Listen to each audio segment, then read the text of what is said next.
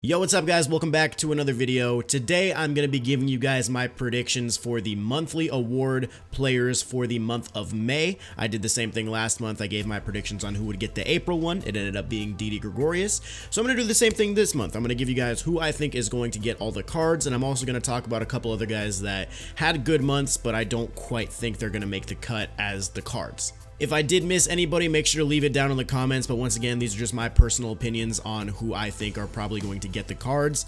Your opinion may differ than mine, that's okay. Leave your disagreements down in the comments. We're also going to have a roster update Friday, so I will make another video going over who I think is going up and down and the roster updates and stuff like that, so that will be coming, but today we're just going to talk about Player of the Month. So, in the last month's Player of the Month set, if you go to the programs, for Didi Gregorius, he was the overall reward, he was the program award at a 91 overall. You had one card in the actual program itself, you had one card in the ticket counter, and then the other cards you got by going to the market. So there were 8 total cards. There were, I believe, 5 hitters and 3 pitchers, 4 diamonds, 4 golds. So I'm gonna try and do the same thing. I'm not really gonna go over ratings except for maybe the top guy, because it's hard for me to make a rating off 1 month. I don't really know how it's weighed, so we'll just see how it goes. All right, so starting off with some of the guys that I do not think are going to get cards. The first one is going to be Francisco Lindor. He did win the American League Player of the Month for the month of May. But the thing is, he's already at a diamond for his live series card. Normally for the Player of the Month cards, San Diego Studio likes to focus on guys who may be lower, like bronze and silvers. So I don't think Francisco Lindor is going to get a higher diamond card, but he did have an amazing month, so I felt like I should at least, talk about him for a second. And same thing with James Paxton. James Paxton had an incredible month of May, but there's 2 reasons why I don't think he's going to get a card. Number 1 is the fact that he got a Player of the Month award card last month. He was the ultimate reward for, I think it was like June or July. I can't remember which one was his good month.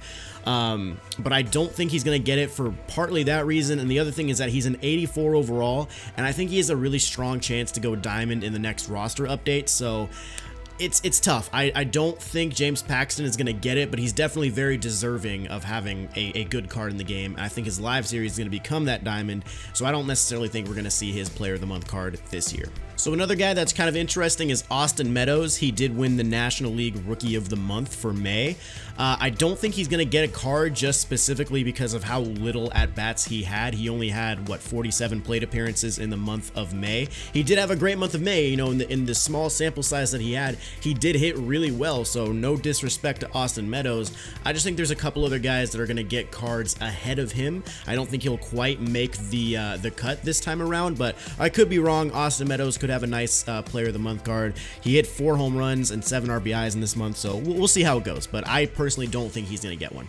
Here's another guy that's pretty under the radar, actually. Jonathan Holder. He's a relief pitcher for the New York Yankees. In the month of May, he had 9 appearances where he didn't allow a single run. He had a 0 ERA in 10.2 innings pitched, 2 walks with 12 strikeouts. He had a whip of 0.56. I don't think he's going to get a Player of the Month card because I think there are a couple other pitchers that will probably be ahead of him, but he had a really nice month in the bullpen for the Yankees. And the last little honorable mention I'm going to talk about is Ross Stripling from the Los Angeles Dodgers. I don't think he'll quite get a card, but he did have a very good month of May. 3-0 with a 1.20 ERA, 30 innings pitched, 41 strikeouts with 4 walks. That's actually really good. 216 average against batters, and then a 0.93 whip. So he had a very, very good month of May, but I think there's a couple other guys that, like I said, for pretty much everybody else, I think there's a couple other guys I'm going to give my cards to.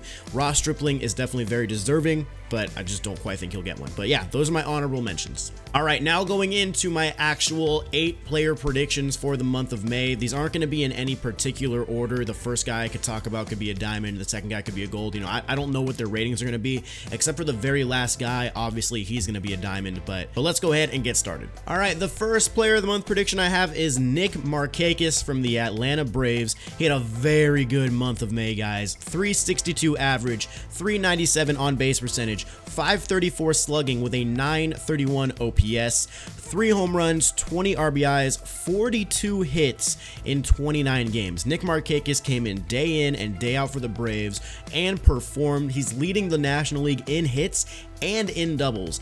May was a great month for Nick Markakis. He is really having a stellar season. He could possibly go gold in the roster update. I'm not saying he will, but there's a possibility that they could bump him up too with the type of season that he's putting together. So hopefully Nick Markakis can keep it going. But I think in the month of May, he's definitely deserving of a card with what he was able to do. I mean, 11 doubles in May alone. I don't know what it is or what's going on with the Braves this year with Ozzie and Markakis, but extra base hits are a wild thing in Atlanta right now. Nick Markakis had a huge month of May. I'm going to give him a Player of the Month card.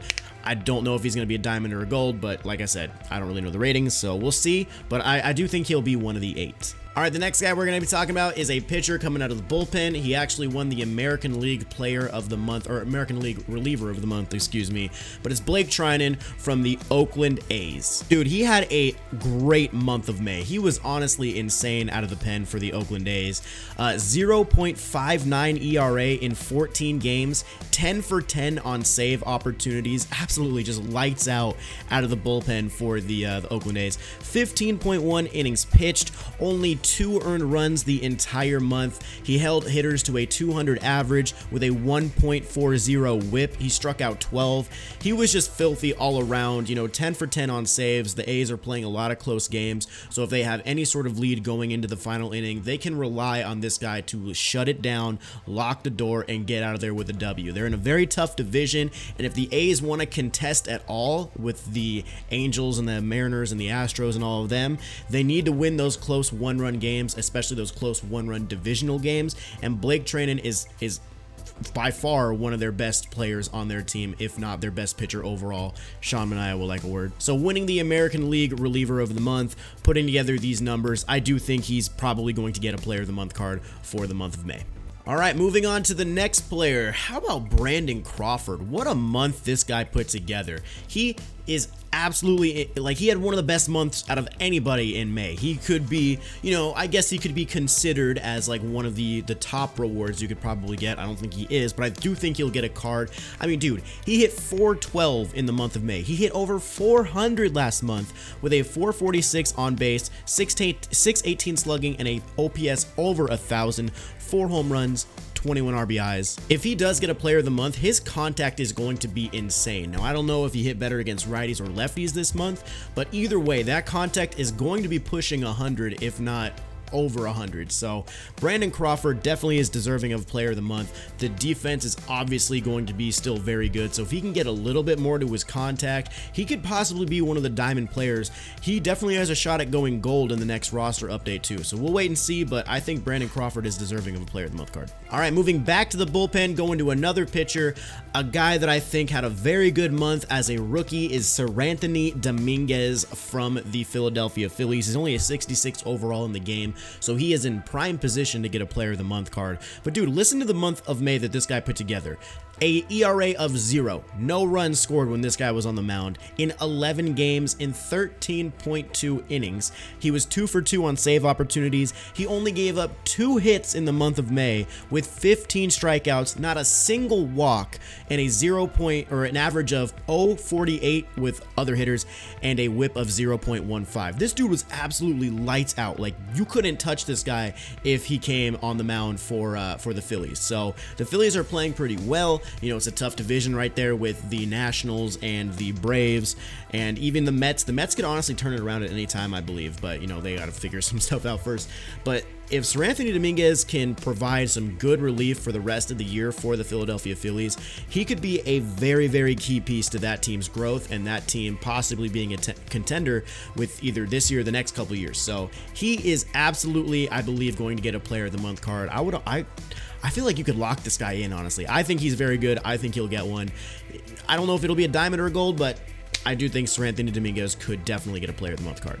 Next up, I know it's a guy that a lot of people are thinking is going to get a Player of the Month card, and you know, you just can't not give this guy a Player of the Month card. He's a silver in a prime position to get one. That's Gleyber Torres from the New York Yankees, and man, what a month he put together as a rookie, bro. 24 games played, 82 at-bats, 9 home runs, and 24 RBIs. Also a double was in there too. 317 average, 374 on base, 659 slugging, an OPS over 1,000, and you know, the Yankees it seems like the Yankees right now, every position is producing. You got the outfield with Judge, Stanton's hitting some more bombs now, Brett Gardner's hitting a little bit. Like, everywhere you look on the Yankees lineup, you're getting some sort of production, and with the fact that Gleyber Torres can just come into the fold, like just be that guy that they want him to be.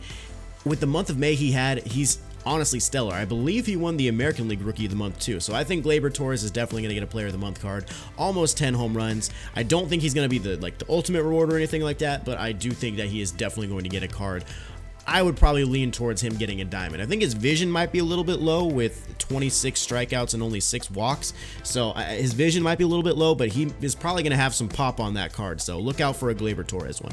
All right, going to the other side of New York, I have a guy from the New York Mets, another relief pitcher that I think had a very good month of May, and that is Seth Lugo. Listen to these numbers. In 12 games, he had a 1.21 ERA in 22.1 innings pitched. So he pitched a lot of innings in that month of May. That's 22.1 in 1 month for a reliever. That's big time. He also did start a game, so that could, kind of, I guess, skew his stats a little bit, but that's okay. He only allowed 3 earned runs in 22 innings. He held hitters to a 175 average. He had a 0.72 whip and 24 strikeouts. He was definitely a shining spot for the New York Mets this month. I do think that Seth Lugo will probably get a card.